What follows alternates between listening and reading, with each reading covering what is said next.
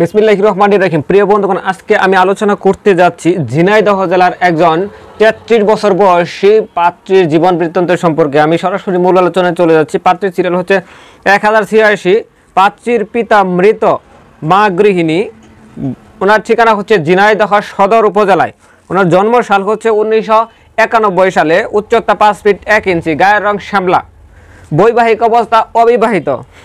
ওনার SSC batch হচ্ছে 2007 সালে, HSC 2009 সালে, বিএ পাশ করেছেন 2012 সালে এবং এমএ পাশ করেছেন 2014 সালে। ওনারা ভাই বোনের মধ্যে হচ্ছে 4 বোন 1 ভাই, আর পাত্রী হচ্ছে সবার ছোট।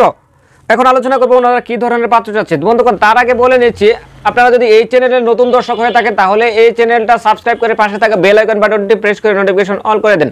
আর আমার ভিডিওটা সবাই লাইক করবেন এবং শেয়ার করে দেবেন, আর বিশেষ করে শেয়ার করবেন যাতে সবার উপকারে আসে।